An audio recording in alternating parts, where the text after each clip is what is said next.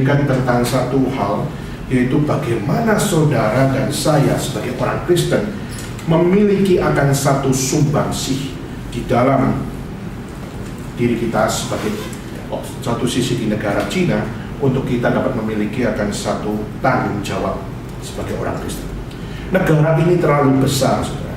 Negara ini terlalu besar di dalam begitu banyak akan beragamnya culture yang ada di dalam negara ini.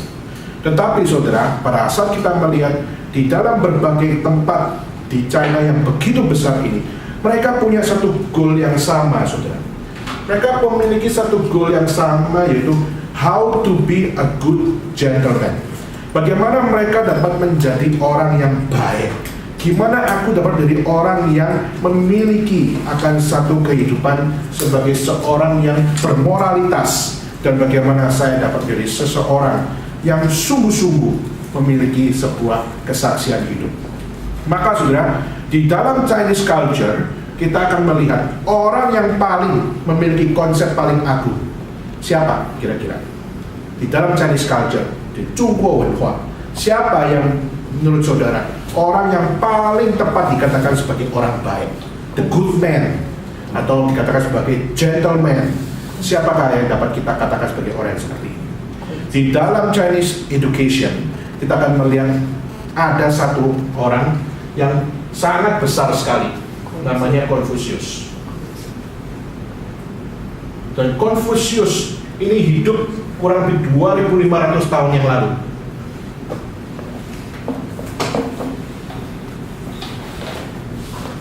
Kalau saudara lihat bahwa Confucius itu lahir kurang lebih 2500 tahun yang lalu, berarti saudara bisa membayangkan dia hidup sejaman dengan siapa?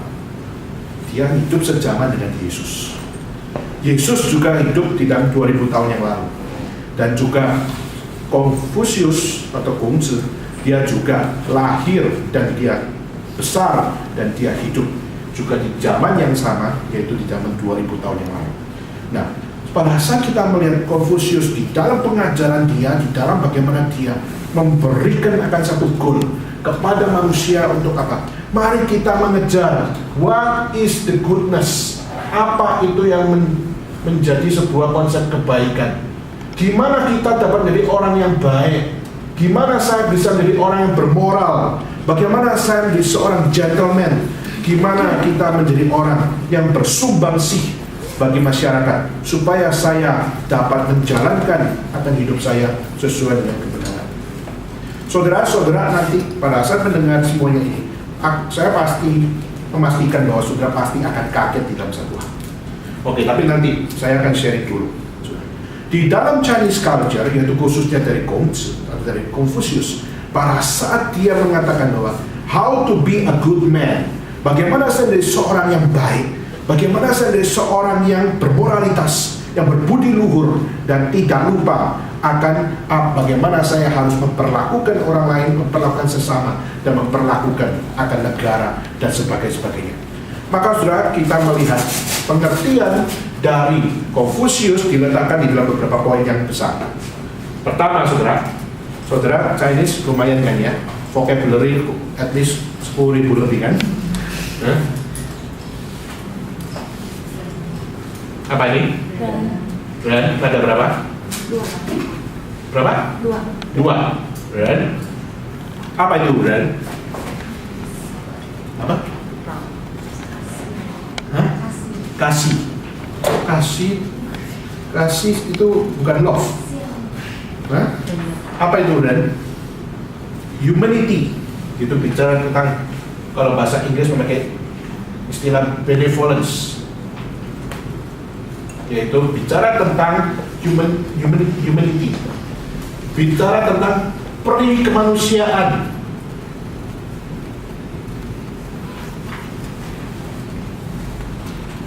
Bicara tentang bagaimana kita memanusiakan sesama kita sebagai manusia. Gimana saya ini manusia, lalu gimana saya dapat memperlakukan sesama manusia seperti manusia. Saya bukan memperlakukan orang lain seperti anjing. Saya bukan memperlakukan orang lain seperti binatang. Saya bukan memperlakukan orang lain seperti batu karang atau batu sesuatu besar dan sebagainya. Tidak, tapi bagaimana saya memperlakukan orang lain seperti sesama manusia. Maka kalau kita melihat di dalam bahasa Ren di sini, saudara, dari aksaranya saja saudara pasti bisa menebak, bukan? Dari mana? Huruf apa? Ren, manusia, lalu ada muncul dua. Berarti bicara tentang apa? Sesama manusia bukan hidup untuk satu orang saja, tapi manusia harus hidup bersama-sama dengan sesamanya. Jangan lupa sesama. Jangan lupa kamu hidup di dalam dunia ini bersama-sama. Maka perlakukan sesamamu sebagai seorang manusia. Maka ini adalah satu pengajaran yang sangat besar di dalam seluruh pendidikan. Bagaimana kita diajar untuk mendidik, kita diajar untuk dididik, supaya saya adalah manusia. Saya bukan kucing, saya bukan anjing, saya bukan monyet, saya adalah manusia. Konfusius tidak punya konsep Charles Darwin. Itu apa? Manusia itu berasal dari revolusi monkey atau dari revolusi akan monyet. Justru Konfusius lebih biblical daripada Charles Darwin. Dia punya konsep manusia adalah manusia, dan manusia diciptakan oleh konsep yang maha tinggi. Tetapi dia nggak tahu, dia nggak mengatakan bahwa konsep yang maha tinggi itu adalah Allah. Dia cuma punya satu hal, yaitu saya tahu manusia adalah seorang manusia ciptaan. Tapi ciptaan dari siapa? Dia mengatakan ciptaan dari apa nih? Tian. Nada berapa? Satu. Maka Konfusius punya satu pengertian bahwa apa? Punya pengertian bahwa Ren, manusia, dia bukan hidup untuk sendiri, tapi dia punya tanggung jawab terhadap sesama. Dan bagaimana saya dapat memperlakukan sesama saya sebagai manusia, maka mereka harus tahu mereka originalnya berasal dari mana. Mereka berasal dari monyet kah? Mereka berasal dari binatang yang lain, gajah kah? Atau berasal dari babon kah? Saya berasal dari mana? Maka pada saat kita melihat Konfusius 2500 tahun yang lalu memiliki konsep bahwa apa? Manusia adalah ciptaan dari Allah. Tetapi pertanyaannya, which God yang saya percaya? Allah yang mana yang saya percaya? Konfusius sampai sekarang akan menjawabnya. Maka dia hanya mengatakan konsep Allah yang saya percaya adalah konsep yang saya tidak bisa untuk mengenalnya. Saya belum mengenalnya, dan saya belum bisa untuk mendeskripsikan Allah itu adalah Allah yang bagaimana.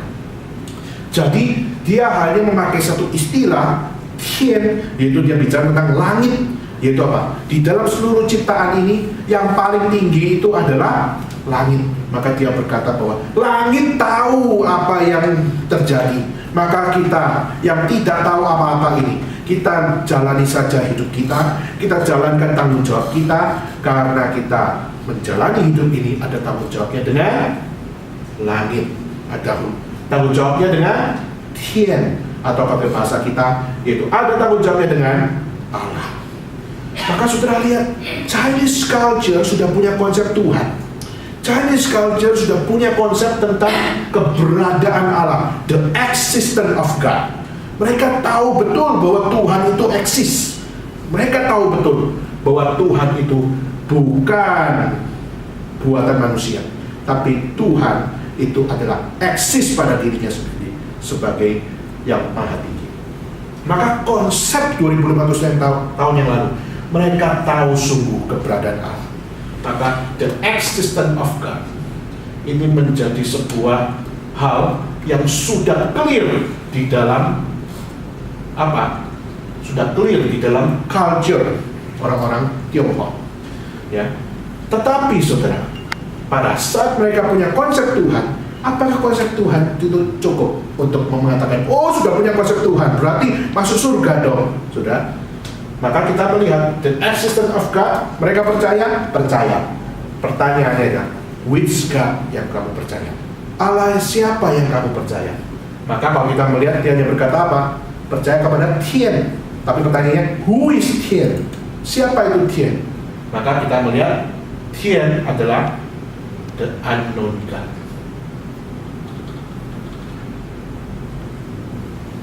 Tuhan yang tidak ku kenal.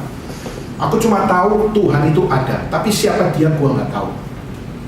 Hari ini saudara, pada saat kita melihat ada orang yang beragama dan mereka memiliki akan satu kepercayaan, tapi kepercayaan mereka itu kepercayaan yang unknown, dan mereka tahu betul bahwa mereka tidak tahu siapa Tuhan yang mereka percaya. Tuhan yang mereka percaya kemungkinan palsu, mungkin. Yang Tuhan yang mereka percaya mungkin akan berbeda, mungkin. Tapi justru mereka hanya bilang, biarlah Tian adalah melakukan urusannya Tian sendiri. Saya tak bisa berpikir seperti apa yang Tian pikirkan dan sebagainya. Saudara, mungkin saudara dengar statement apa yang saya sharingkan, mungkin saudara pikir ini orang ini gereja atau ini kelenteng ya. Saudara kok dengerin tentang Konfusius, lalu kok dengerin tentang apa namanya konsep dari orang-orang yang mengajar budi luhur dan sebagainya. Saudara, saya ngajak saudara untuk melihat perbedaan konsep orang-orang 2500 tahun yang lalu, orang-orang Tionghoa, dengan orang-orang Tionghoa komunis di zaman ini. Kita akan melihat perbedaan terlalu besar. Di saat mereka memperlakukan sesamanya manusia seperti manusia, mereka diajarkan oleh guru besar ini, yaitu apa? Bagaimana engkau, jangan lupa, pada saat kamu memperlakukan sesamamu manusia, kamu memperlakukan itu karena kamu punya tanggung jawab terhadap Tuhan yang saya nggak tahu. Kita punya tanggung jawab, kita punya responsibility. Hari ini saya tanya, orang Tionghoa komunis pada hari ini, mereka punya responsibility terhadap Tuhan kan? Hah? Mereka kalau percaya pada komunisme, mereka apakah meletakkan setiap humanistik, setiap brand yang mereka kerjakan, apakah mereka mengkonekkan setiap brand itu kepada Tian? Atau mereka brand sama-sama memperlakukan sesama manusia supaya kita sama-sama kaya, supaya kita sama-sama miskin, supaya kita sama-sama maju, sama-sama mundur, dan sebagainya. Itulah kehilangan hal yang paling penting di dalam Chinese culture dari 2500 tahun yang lalu dengan sekarang, yaitu mereka kehilangan tanggung jawab terhadap Tian. Nanti di dalam proksif hari Jumat saya akan lebih kupas tentang apa itu kebahayaan dari komunisme, lalu bagaimana kita melihat problem terbesar di dalam komunisme yang akhirnya masuk di dalam Chinese culture. Lalu nanti saya akan juga bicarakan tentang bagaimana kita melihat kekristenan yang sudah juga dikotori atau sudah dipengaruhi dengan konsep komunisme di dalam negara ini ya. Maka ini hal yang pertama, kita melihat Konfusius yang menjadi bapak education kita, bukan kita ya, orang Tionghoa sini, dan mereka bersama-sama untuk apa? Mengalami akan satu filsafat untuk apa? Saya harus belajar memperlakukan sesama saya karena saya ada tanggung jawab terhadap Tian.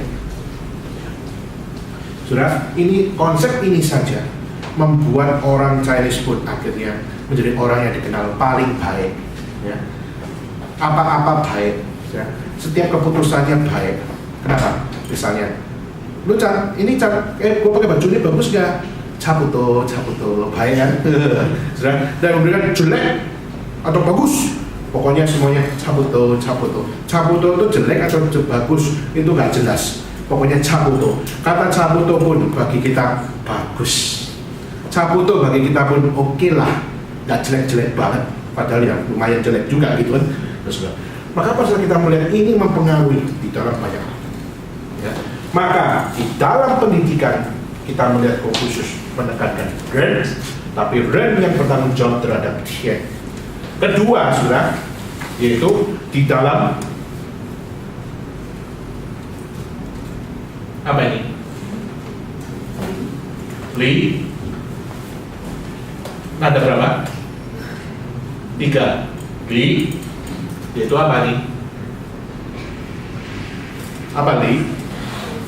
Hah? Bicara tentang ritual, bicara tentang moralitas, bicara tentang tata krama, sopan santun, ya.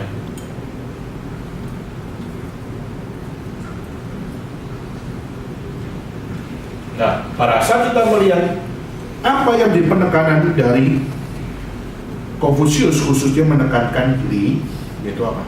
Kamu merasa sudah memperlakukan sesamamu manusia seperti manusia dirimu sendiri. Maka pertanyaannya, pada saat kita memperlakukan itu, bagaimana kamu memperlakukan mereka? Oke, memanusiakan manusia seperti manusia. Oke. Tetapi bagaimana engkau mengaktualisasikan atau mengajarkan atau menghidupi, atau bagaimana kalian membawa setiap konsep memanusiakan manusia itu menjadi sebuah realitas, menjadi sebuah reality. Maka di sini merasa kita melihat konsep B itu bicara tentang yaitu pembelajaran supaya apa? Hey manusia, kamu harus belajar how to be a good man. Apa itu good? Maka sudah ditanya, apa itu good? What is good? Where? Bagaimana? Di mana saya bisa melakukan kebaikan? Why? Kenapa saya harus memperlakukan sama saya secara baik? Bagaimana? How? Bagaimana saya dapat mengaktualisasikan konsep baik itu menjadi lebih maksimal? Ya.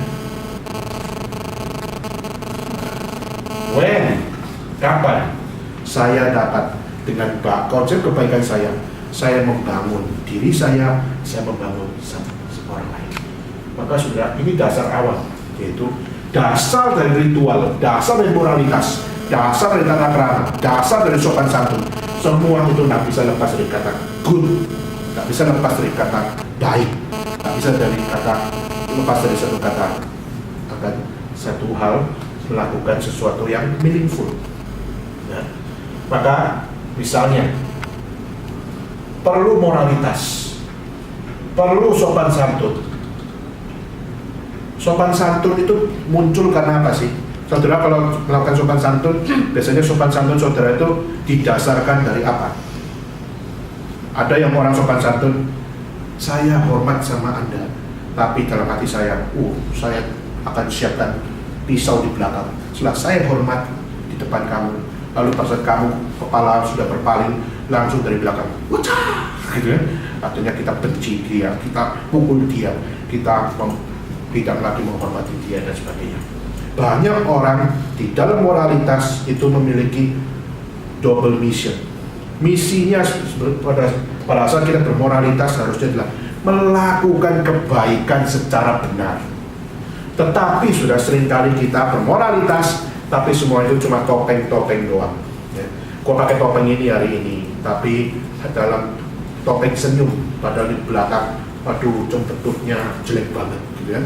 Seringkali pada saat kita bermoralitas, kita pakai muka bersahaja, muka satu hal kita menunjukkan bahwa aku punya confidence, tapi padahal di belakang kita itu adalah orang yang paling gak confidence.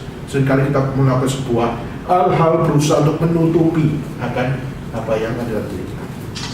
Kita lupa, saudara, di dalam bagian ini kita melihat Konfusius pada saat mengatakan mengatakan ritual atau melakukan moralitas dan melakukan sopan santun. Semua ini tidak sekedar good, tetapi bagaimana goodness yang dilakukan, yang dikerjakan, yang juga dialami bersama-sama, itu juga di dalam sebuah responsibility. Berarti bukan hanya memanusiakan manusia dengan responsibility kepada Tuhan saja, tetapi juga pada saat aku melakukan kebaikan, aku pada saat melakukan goodness, pada saat aku melakukan morality, dan aku melakukan akan satu ritual, saya punya tanggung jawab itu kepada Tuhan, tanda kutip, yaitu pakai Tien, meskipun yang Tuhan yang dia percaya adalah Tuhan yang unknown. Maka di sini moralitas akhirnya diaplikasikan, akhirnya muncullah satu ritual, ya kan? Ritual di situ muncul dari mana? Dari sebuah usaha bagaimana mengaktualisasikan, memanusiakan manusia seperti manusia. Maka akhirnya muncullah di dalam tradisi Chinese culture yaitu filial piety. Apa itu filial piety? Menghormati orang-orang tua kita yang sudah mati, orang-orang yang kita hormati. Pada saat mereka meninggal, gimana kita harus untuk pai-pai, kita harus menghormati, kita harus meskipun dia sudah meninggal, kita juga masih harus memberikan akan satu sopan santun dan tata krama kepada mereka. Di satu sisi kita melihat orang sudah mati pun mereka tetap tak lepas dari unsur sopan santun dan tata krama di dalam culture. Kenapa mereka demikian? Kalau di dalam konsep 2500 tahun yang lalu, itulah karena mereka punya responsibility terhadap Tuhan. Maka pada saat kita melihat di sini, mungkin kita sebagai orang Kristen kita tidak setuju dengan adanya filial piety. Kenapa? Karena setiap orang yang sudah mati itu sudah urusannya beda. Kalau orang yang sudah mati itu urusannya Tuhan. Kita tidak punya urusan lagi dengan orang yang sudah mati. Dan pada saat orang sudah mati, biarlah Tuhan yang menerima dia dan kita tetap melakukan apa yang kita kerjakan. Dan pada saat di dalam sopan santunnya, kita harus berdoa memang. Kita harus untuk memohon kepada Tuhan supaya apa? Melalui kematian orang tua kita harus berdoa. Gimana saya nantinya dapat menjadi orang tua yang benar? Gimana nantinya saya menjadi orang tua yang juga akan meninggalkan generasi saya? Maka apa yang saya tinggalkan? Itu yang seharusnya dipikir. Bukan kita sibuk dengan memberikan pai-pai dan memberikan penyembahan tanpa sebuah meaning di dalamnya. Cuma sebuah ritual saja. Ini sebagai kritik ya. Tetapi saudara, at least kalau saudara lihat usaha-usaha yang muncul di sini, mereka punya responsibilities kepada Tuhan. Mereka punya tanggung jawabnya kepada Tuhan. Maka kalau kita tanya sekarang, di tahun sekarang, di negara komunis sekarang, pada saat mereka melakukan good, pertanyaannya, good for whom? Untuk siapa mereka good? Kalau di dalam komunis, segala sesuatu itu good untuk rakyat, segala sesuatu good untuk pemerintah. Good untuk siapa? Good untuk sama-sama manusia. Maka di sini kita melihat sudah tidak ada lagi responsibility terhadap Tuhan. Sudah tidak ada lagi responsibility terhadap keberadaan Tuhan. Ya. Ini hal yang kedua. Ketiga, yaitu di dalam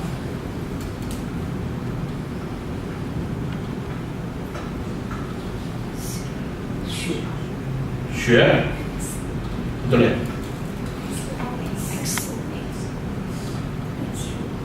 Hah?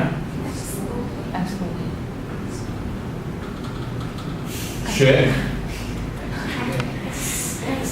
X O E X O E. Tadi sudah X gini.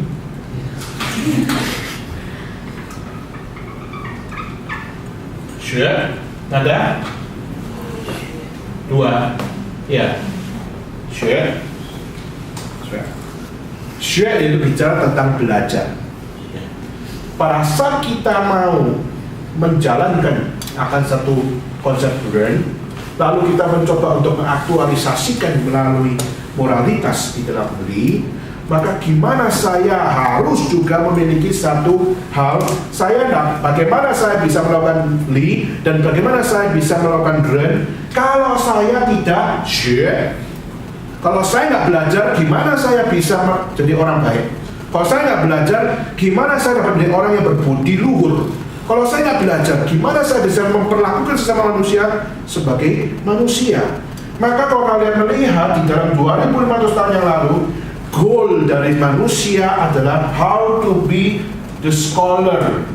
Bagaimana kita menjadi seorang sarjana. Itulah penekanan di dalam konsep dari Confucius, yaitu apa? Setiap orang harus punya goal yang sama, gitu Pak, menjadi orang baik. Tapi orang baik jika nggak mau belajar, maka lu nggak cukup baik. Kenapa? Karena kebaikan itu nggak cuma di dalam asal baik saja, tapi baik di situ harus punya sumbangsi untuk orang lain. Kalau baiknya cuma untuk antara satu orang dengan orang lain, itu bukan baik yang sesungguhnya. Kayak seperti misalnya siapa? Trisna. Ya, Trisna bilang, aduh bosen. Terus setelah itu saya bilang, bosen. Ini aku ada permen. Enak loh. Ya, mau, gitu. Lalu bilang, oh mama sopo kei ya. Mama bilang nggak boleh. Mana bilang, mama nggak ada kok. Terus lalu akhirnya tiba-tiba dia mulai, oke, ya udah, gua ambil permennya. Lalu mulai buka bungkusnya. Lalu melihat, cuma gitu kan, langsung menangkap, wih warnanya enak banget, rasanya manis. Akhirnya apa? Sudah nggak kuat lagi. Akhirnya apa? Lap.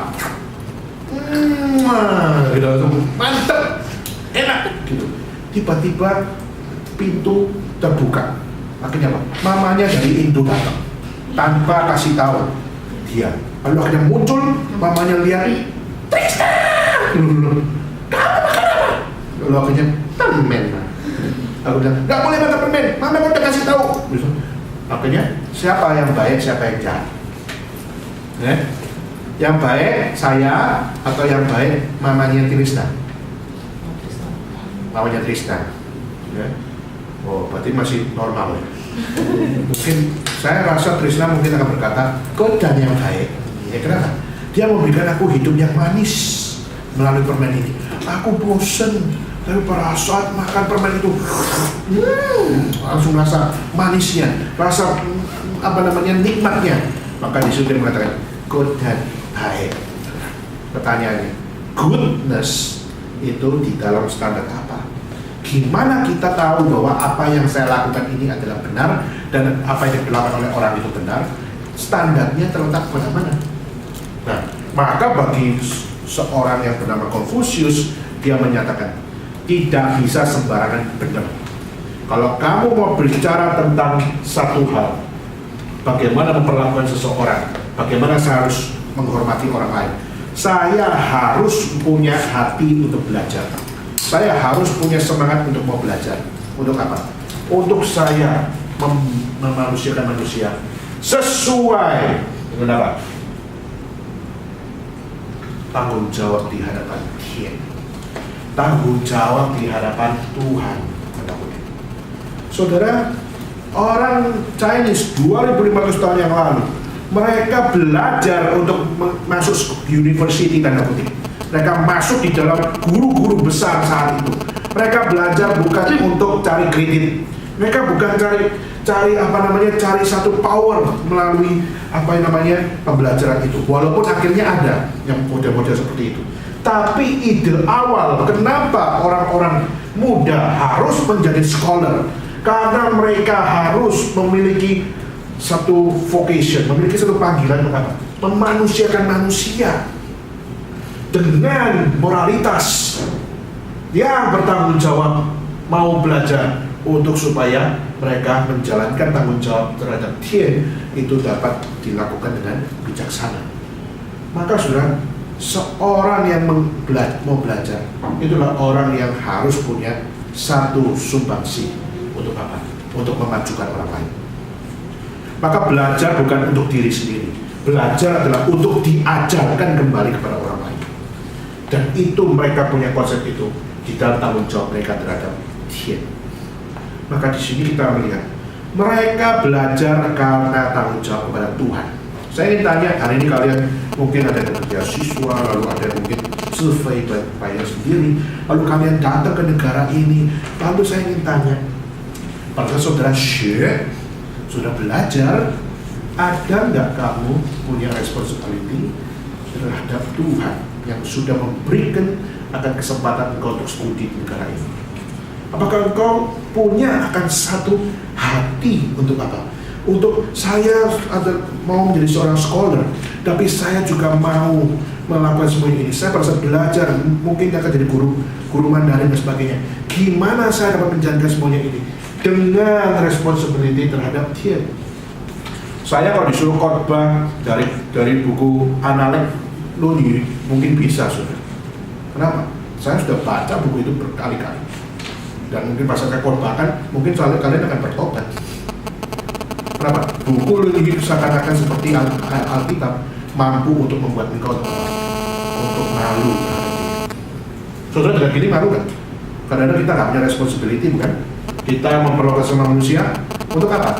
Tanggung jawab apa? Gak ada tuh antara Tuhan, bukan? Seringkali kita bermoralitas.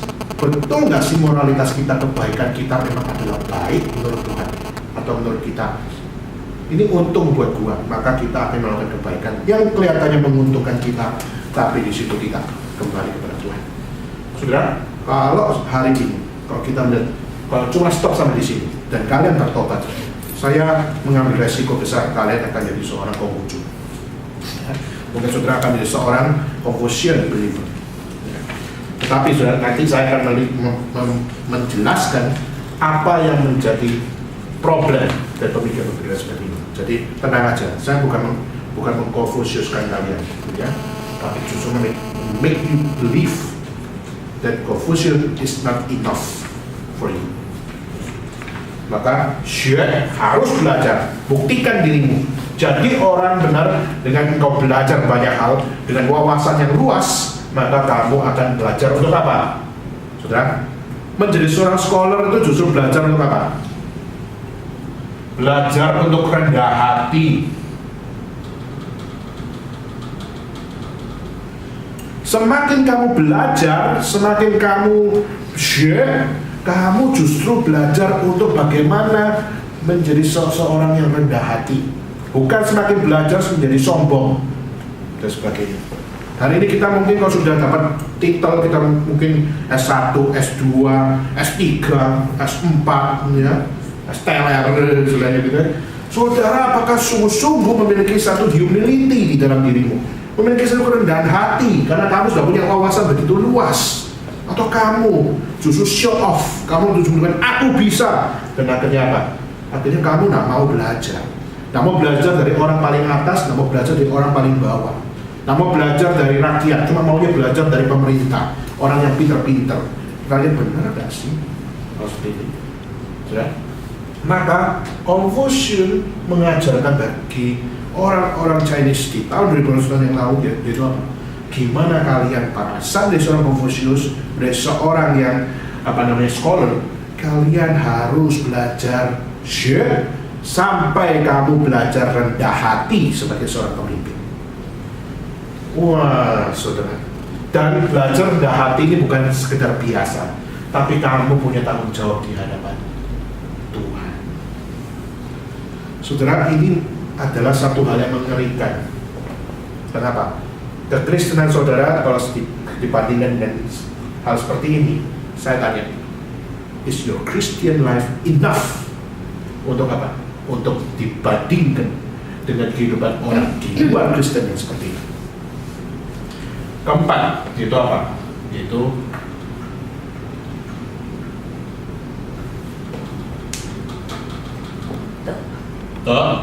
ada berapa? Hah? Dua. Masuk. Setiap kali saya pindah kota, nadanya lain-lain. Ada 3, ada 2, ada 4. Saya nggak tahu yang versi Wawen Shuyen ini harusnya bisa di ini ya, di Ciso ya. De itu apa? Kan you tahu de itu apa? Hah? Ayo, Indonesianya lupa ya. Kan you tahu de apa itu? Yaitu itu apa? Hah? Apa? Tahu de? Kebajikan. Wah, jangan sombong ya, belajar rendah hati ya. Belajar rendah hati Indonesia jangan dilupakan juga. Ya. Dan you tahu menjadi orang yang bajik di situ. Menjadi orang yang akhirnya apa? Dengan dasar kebajikan, dengan dasar kesalehan, dengan dasar menjaga integritas. Maka di sini dan you tahu itu bagaimana? Orang ini punya integritas. Dan untuk membangun sebuah integritas, dia harus menjalani sebuah proses becoming. Proses becoming itu apa? Menjadi proses. Awalnya gua nggak ngerti, tapi gua mau pelajari sampai gua ngerti. Dan aku dulu belum jadi orang baik, tapi aku mau pelajari sampai jadi orang baik. Dan pada saat aku kurang bajik, tapi aku mau belajar di dalam waktu yang panjang supaya aku menjadi orang yang berintegritas. Dan Integritas itu dijaga. Dia tidak sembarangan hidup, tapi ada prinsip-prinsip di dalam hidup yang harus mengatur dia. Kalau tidak, dia mungkin akan keluar daripada hidup yang sebenarnya. Maka integritas, saudara, integriti di dalam hidup. Maka pada saat integritinya apakah sekedar diciptakan oleh dirinya? Tidak. Integritinya pun ada tanggung jawab terhadap dia hidup bukan hanya pada dirinya, tapi dia hidup untuk menjalankan apa yang seharusnya diberikan kepada Tuhan.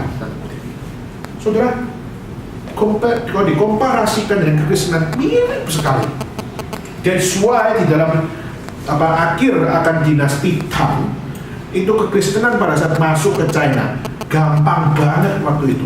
Waktu itu kelompok Nestorian masuk ke China gampang banget. Kenapa? Karena pada zaman dinasti Tang, Confucian School of Thought itu berkembang, dan pada saat kekristenan masuk di China, wah mirip banget.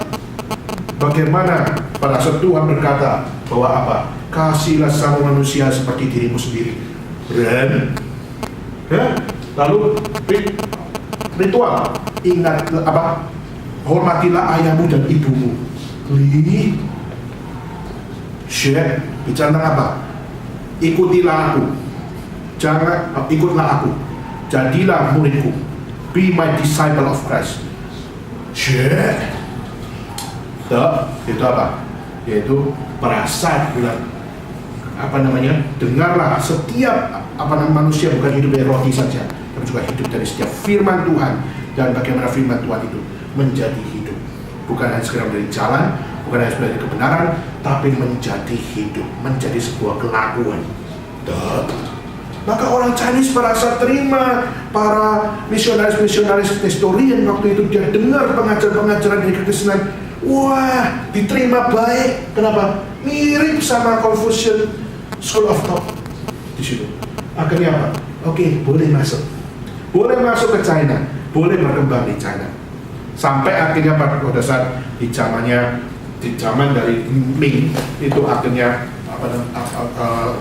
dan di zamannya dari dinasti Qing itu baru nanti kita melihat kekristenan hancur gara-gara orang-orang komunis. Tetapi meskipun dihancurkan oleh orang komunis, semakin dihambat semakin merambat. Sekarang kekristenan sangat tinggi sekali di dalam jumlah. Nah, oke, saudara, ini di dalam satu konsep filsafat utama dari orang-orang Confucius. Itu apa? Ren, Li, Xue, De. Dan goalnya semuanya ini yaitu apa? How to be a good gentleman. How to be a good scholar. How to be a good man. Yang memiliki tanggung jawab terhadap dia. Saudara, kalau saudara jadi orang Kristen, kira-kira saudara bilang apa mengenai pemikiran ini? Oh bagus, good ya. Waduh, ajarannya Confucius rupanya touching banget sama gua hari ini. Akhirnya apa? Gua memilih nanti mingtian jadi waktu langsung saya mau sekolah jadi kongsi. Ya, langsung bilang saya mau Ren, saya mau Li, saya mau Xue, saya mau De. Wah, langsung guru bilang pintar. How Xue. Ya. Mungkin mereka akan anggap kamu adalah orang yang berbakti sekali.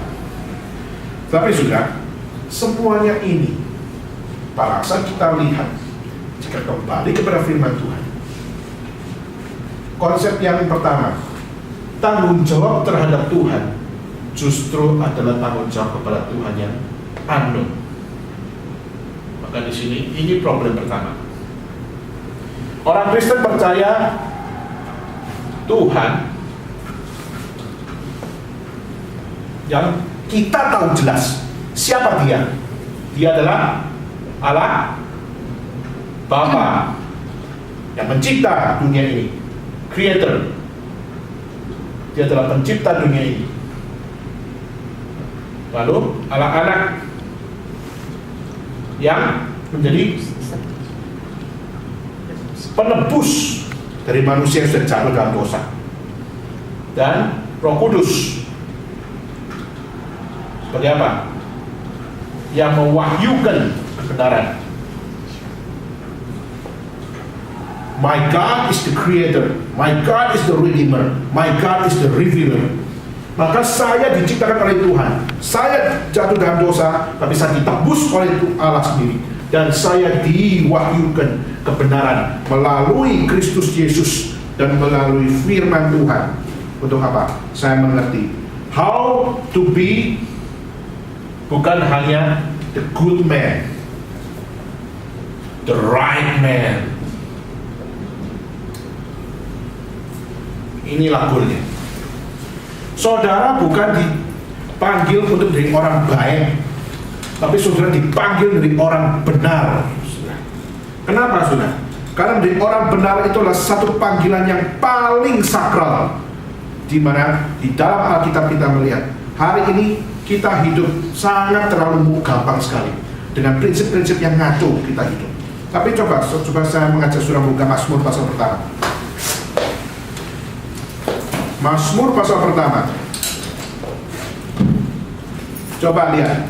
Berbahagialah orang yang tidak berjalan menurut nasihat orang fasik, yang tidak berdiri di jalan orang berdosa, dan yang tidak duduk dalam kumpulan pencemooh, tapi yang kesukaannya ialah Taurat Tuhan, dan yang merenungkan Taurat itu siang dan malam. Ia seperti pohon yang ditanam di tepi aliran air, yang menghasilkan buahnya pada musimnya, dan yang tidak layu daunnya, apa saja dibuatnya berhasil. Bukan demikian orang fasik, mereka seperti sekam yang ditiupkan angin. Sebab itu orang fasik tidak tahan dalam penghakiman. Begitu juga orang berdosa dalam perkumpulan apa? Orang benar. Sebab Tuhan mengenal jalan orang benar, tetapi jalan orang fasik menuju kebinasaan. Saudara, tidak ada istilah bahwa Tuhan mengenal jalan orang baik.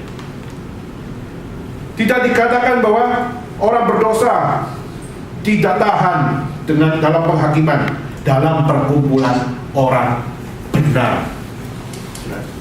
Saudara, coba lihat, kalau jadi orang baik, kamu dengan orang fasik kamu bisa bersama-sama nggak? Bisa.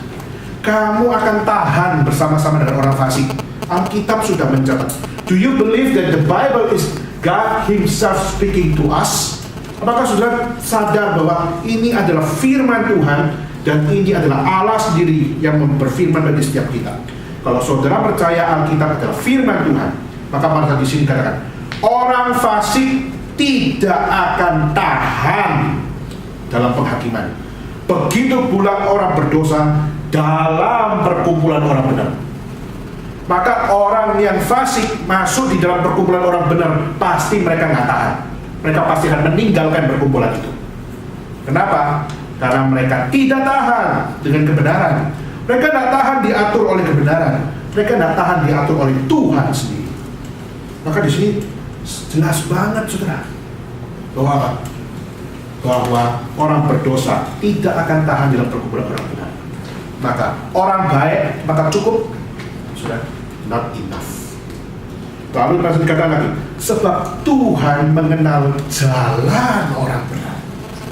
Apakah Tuhan memberikan kepada orang baik? Tidak. Justru Tuhan nyatakan bahwa ini adalah jalan orang benar, dan Tuhan berkenan di dalam jalan orang benar. Dan justru Allah yang kita percaya adalah Allah yang bagaimana? Allah yang pencipta, Allah yang menebus, Allah yang mewahyukan untuk engkau bersama-sama di dalam Tuhan menjadi orang benar. Maka konsep dari conversion ini bagus, baik, benar nggak? Kagak. Ya. Baik sih baik, benar nggak sesuai kebenaran Tuhan? Meskipun kelihatannya connecting kepada Dia, kayaknya bertanggung jawab kepada Tuhan, tapi konsepnya not good enough, not right enough. So, maka that's why keluarga kita yang khususnya dari Chinese culture, kita mungkin akan sulit memberitakan Injil kepada mereka. Kenapa? Karena mereka sudah mendarah daging di dalam goodness. Tentu bagi Tuhan, goodness itu adalah sesuatu yang bisa jatuh dalam kefasikan. Tapi maksud kamu masuk di dalam kebenaran, maka kamu adalah orang-orang yang sungguh-sungguh rela untuk apa? Dikucilkan oleh orang fasik, dikucilkan oleh orang benar, dianggap orang yang paling sombong, mungkin orang yang paling keras di dalam apa? Membicarakan tentang Allah. Karena kita, kenapa berani bicara? Karena kita tahu Allah siapa yang kita percaya. Sedangkan Konfusius nggak tahu Allahnya siapa, cuma mengatakan let Tian be Tian, ya, biarlah Tuhan jadi Tuhan, let God be God, kayak Alkitab kan. Dan pertanyaannya, my God, I know Him, your God, you don't know Him. Sudah, maka di sini kita harus jelas, nggak bisa sembarangan orang Kristen hidup kayak orang fasik, nggak bisa. Kita harus punya kembali pada firman Tuhan dengan sejati. Maka saudara, pada saat kita kembali pada firman Tuhan, maka dengan kita kembali pada firman Tuhan, maka disitulah kita dipanggil untuk apa? Apa nih? Ada berapa? Sin. Bagaimana saya dengan kembali pada firman Tuhan, maka saya beriman di dalam kebenaran. Saya beriman di dalam Allah yang saya tahu, beriman di dalam Allah yang saya tak kenal. Dan I know whom I believe. Aku tahu siapa yang aku percaya. Maka aku mau menjalankan akan setiap hidup saya sesuai dengan apa yang dalam firman Tuhan. Maka surat pasal kita bilang, Ren, Li, She, De, harus gak kita jalani 4 poin ini? Harus. Poin ini harus ada di dalam hidup kita. Ren, Li, She, De, harus kita kerjakan, harus kita hidupi. Tetapi di dalam pengertian yang harus diatur di dalam iman. Kalau semuanya ini tanpa iman, maka Ren, Li, She, dan kamu kelihatannya baik tapi itu fasik. Maka harus punya iman, harus punya sin di dalam hidup kamu. Lalu karena apa? Karena hanya di dalam sin kamu baru dapat apa?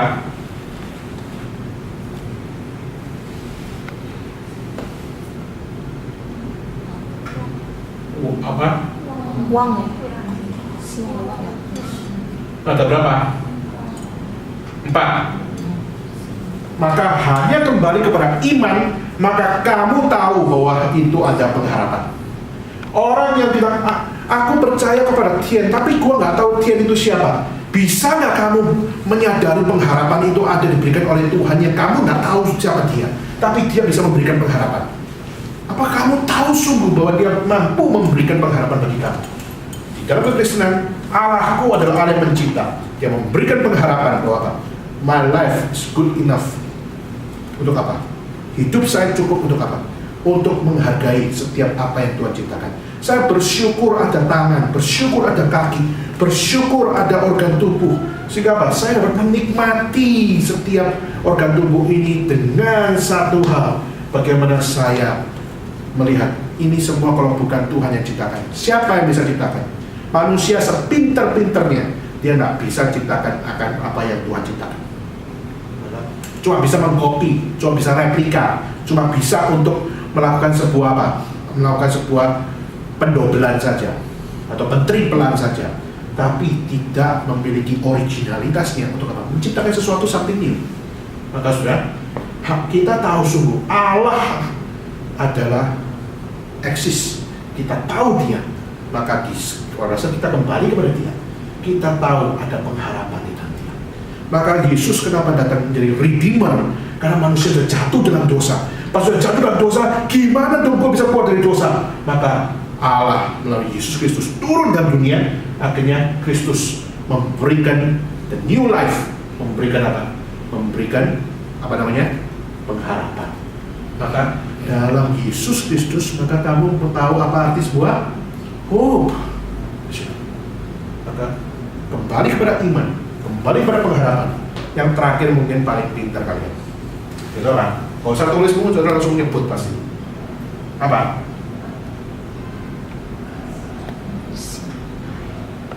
Betul ya?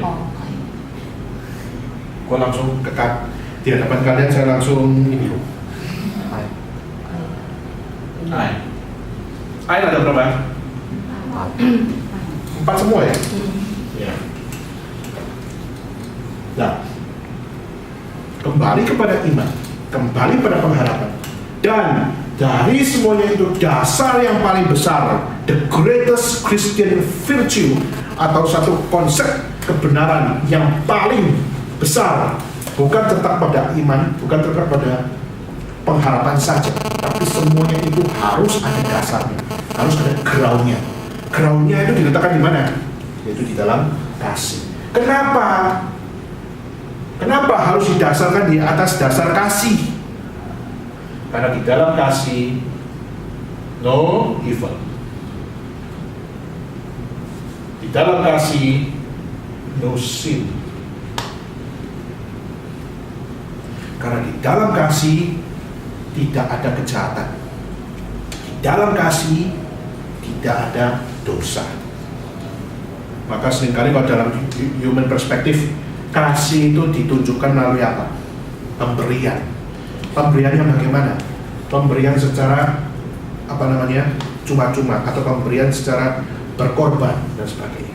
Kalau tidak memberi dengan tulus dan sebagainya, maka semua itu pasti evil, semua itu pasti sin. Coba lihat pemerkosaan. Kita bisa katakan itu adalah sebuah good love. Pemerkosaan pasti evil kan? Pemerkosaan pasti sin kan? Kenapa bisa evil? Kenapa bisa sin? Karena dia nggak ada I di dalamnya. Dasarnya bukan I, tapi dasarnya apa?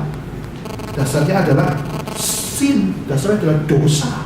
Coy, itu dasarnya.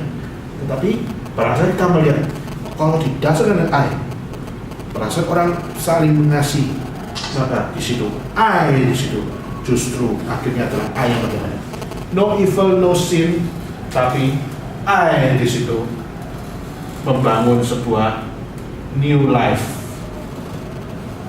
Melalui apa? Ya, anak lahir. Ya, melalui seorang anak lahir dan sebagainya. Maka saudara, inilah satu hal bagaimana kita melihat new life manusia hanya diberikan di dalam siapa? Hanya diberikan di dalam Kristus. Maka hanya di dalam Kristus kalian baru bisa untuk apa? Menikmati new life. Hari ini sebenarnya ini tema seminar ya, tapi saudara bersyukur ini apa? Saudara nikmati di dalam persekutuan, jumlah cuma segini lagi, ya. Tapi saudara dapat pengertian yang sungguh-sungguh apa? Sungguh-sungguh melihat bahwa apa?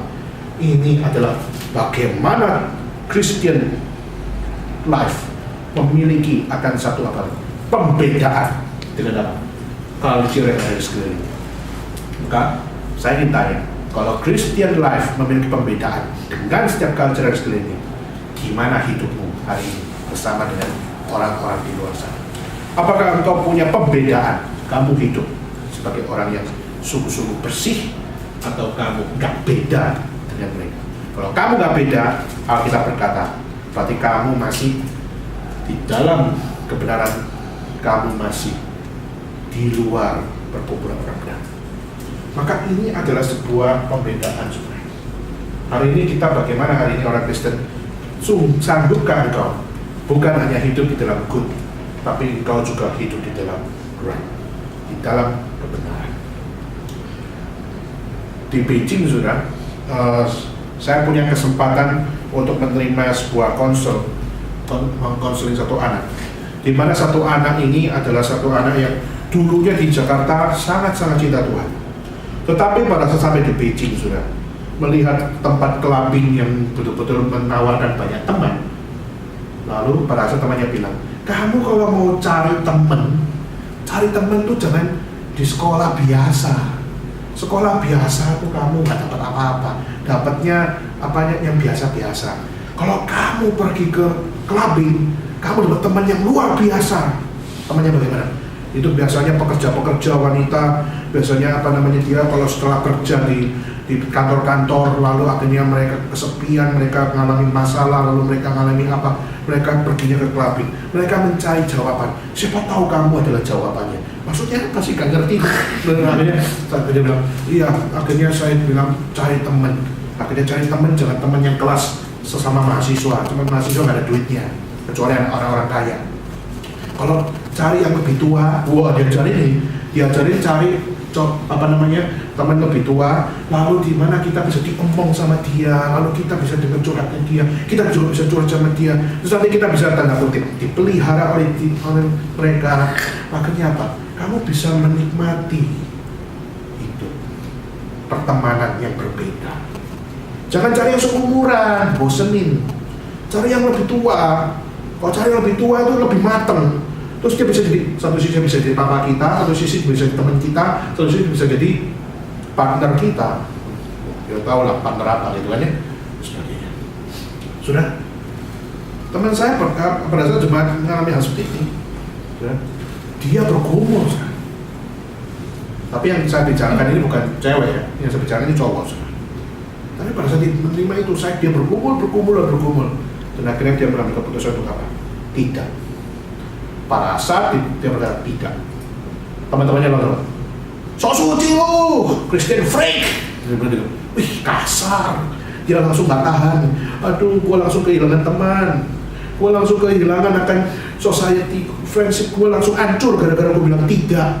Hanya dengan kata tidak, gue langsung terputus hubungan dengan mereka. Mereka langsung dislike dengan gue. Saudara, pada saat menjalani hidup seperti ini, berani gak kamu berkata tidak? Seringkali kita sungkan. Kita seringkali merasa aku kurang berani untuk berkata tidak. Tapi sudah, saya mengatakan satu hal kepada dia. Pada saat kamu berkata tidak, satu sisi kamu sakit hati. Tapi saya tanya satu hal. Satu sisi yang lain, kamu lega enggak? Dia berkata, aku lega. Meskipun aku mengalami dislike dari mereka, tapi saya lega. Kenapa? Saya tidak mengingkari firman Tuhan. Berarti orang ini masih punya responsibility kepada Tuhan yang dia percaya. Kalau saudara nggak punya responsibility kepada Tuhan, maka saudara, pada saat saudara beragama Kristen sekalipun, not enough for you to be a true man atau to be a good man. Maka harus punya satu spiritual discernment, memilah mana yang benar, mana yang baik, mana yang sungguh-sungguh dimau oleh Tuhan, mana yang dimau oleh manusia. Kalau saudara bisa membedakan dengan tepat, maka saudara tidak akan takut kemanapun kamu dikirim kemana-mana. Seberapa banyak teman yang berusaha ajak kamu untuk melakukan dosa, kamu tuh tahu jelas bahwa tidak boleh, dan kamu berani berkata apa? No. Kenapa? Karena saya punya tanggung jawab kepada Tuhan, dan saya mau hidup seperti baik Tuhan.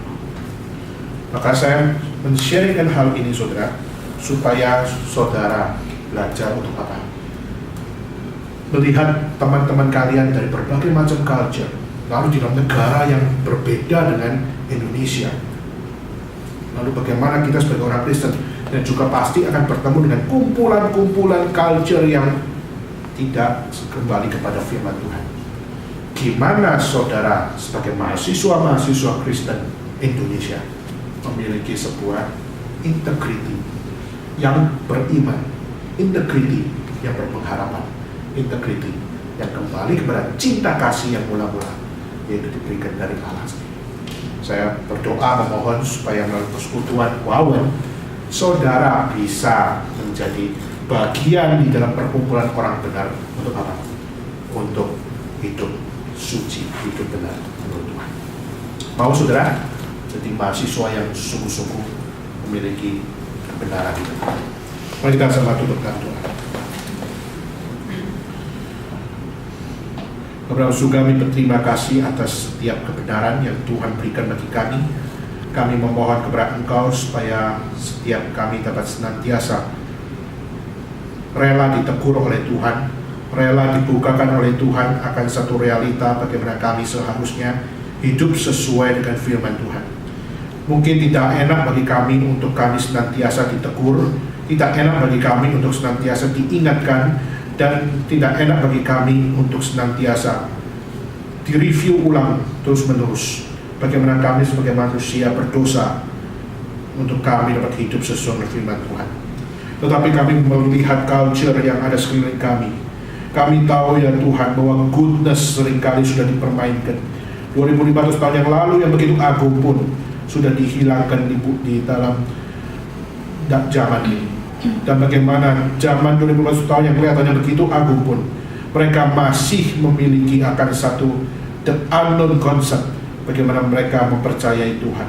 Mereka tidak tahu Tuhan siapa yang mereka percaya, tapi mereka mau hidup baik. Mereka mau hidup di dalam satu moralitas. Mereka mau hidup memiliki akan satu sumbangsih untuk memanusiakan manusia.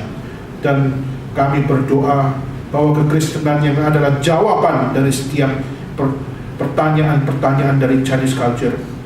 Kami berdoa kepada Tuhan supaya kami bukan menjadi batu sandungan, tapi kami sungguh-sungguh dapat menjadi batu karang. Kami sungguh-sungguh dapat menjadi bagian di dalam perkumpulan orang benar, untuk kami dapat hidup sesuai dengan apa yang Tuhan mau.